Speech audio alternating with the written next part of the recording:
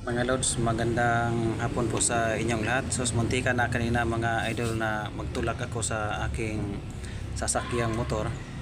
At dito po mga idol, nakita namin ang problema sa aming motor kung bakit battery na lang ang nagpatakbo pala nito. Ang problema pala nito mga idol ay yung tinatawag na, ang tawag dito ito bro? Regulator.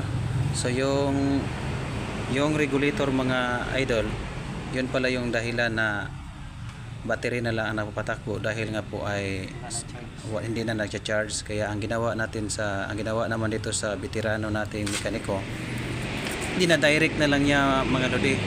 So bibili sana kami ngayon ng bagong regulator. Ang problema lang ay kinapos na naman ako sa budget, kaya ginawa na naman namin ang paraan at ang suggestion niya ay idudugtong na lang. So mga lods, pwede pa lang idugtong yung regulator, so direct na lang siya. Kaya ang ginawa namin ay hinihinang na lang namin. Ayan mga lods, oh. So tingnan natin siya mamaya mga lods. Pagkatapos niya mahinang ay obserbaran natin yung andar niya pagkakabit.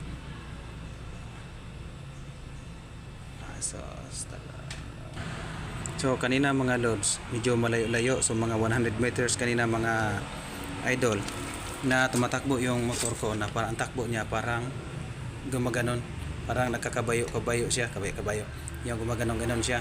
So dito namin nakita para mga lods, kasi yung ipapais ko nga po dapat yung ilaw ko, kasi nga po ay hindi na po siya gumagana, pati yung busina ko ay hindi na gumagana. Lahat ng mga connection doon na ilaw ay hindi na siya gumagana mga idol. Kaya po ang nagpapatakbo sa kanya yung battery na lang, yung power na lang battery ang nagpapatakbo sa kanya. So ngayon mga lods ay sinusuri po ng veteranong mekaniko dito po sa Rose, sa kaibigan ko, yung may problema pala yung regulator. So ang ginawa namin mga idol, dahil mahal po nga ang isa nun na nasa mga 400 ay hindi po sapat yung budget ko. Ang ginawa na lang niya ay ginawa lang po niya na paraan mga idol, at sinusuldan na lang. So mamaya mga idol, obserbaran natin to. Napakagandang ideya to mga idol, lalo na dun sa mga walang budget. So pwede pala siyang ikakabit lang. So kung dilaw, kung yung pula-pula, so papare-parehoon na lang mga idol yung pag-connect niya. So mamaya titingnan natin siya mamaya mga lods. Andar. So yun mga idol ay itatry muna. Titingnan natin mga lods. Ayun mga idol. Napaka smooth po yung andar niya. At saka yung ilaw ko mga idol ay gumagana na. Yung busina ko, ayan yung busina mga lods ay gumagana na rin. So yun lang ang problema pala mga idol.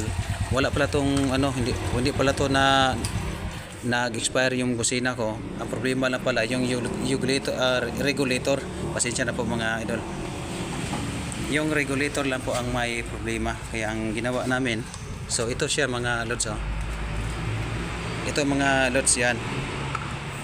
Kinabit, pinuto lang niya at kinabit na lang dito isa-isa yung pare-pareho yung kulay niya. So napaka ganda talaga ng ideya mga lods.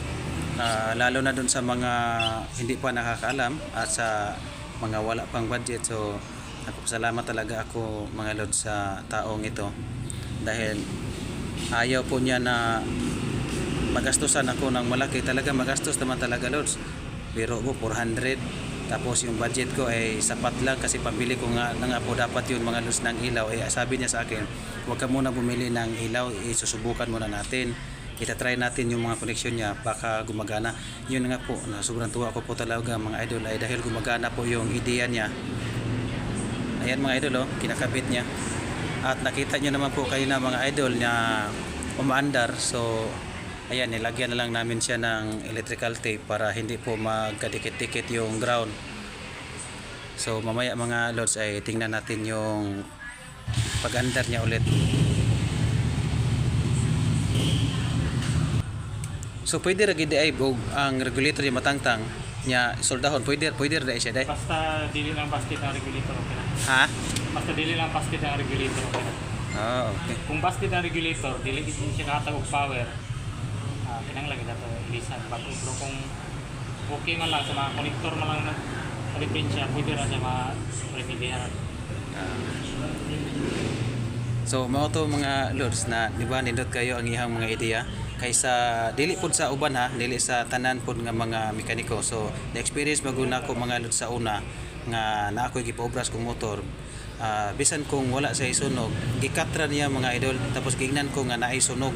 So gidalan ako ang kaputol, gipakita na pud nako ani niya kaning gaobra ron. So wala siya sunog, so nagastuhan ko. Biro mo mga lods ang nagasto nako ato naa sa mga 500 tapos labor pa. So wala nagi ko mobalik to mga idol. So pasensya kayo sa mga uban nga mga mekaniko. So dili man ako gitanan pero naagi uban nga ignaana. So pasalamat po ta sa uban pud nga mga nindot kayo og mga kasing-kasing manghinaot pud ko nga kay kamo nakatabang man pud mo sa mga motorista. So ato ang tirabaran ni siya mga lods kay iya na magikabit.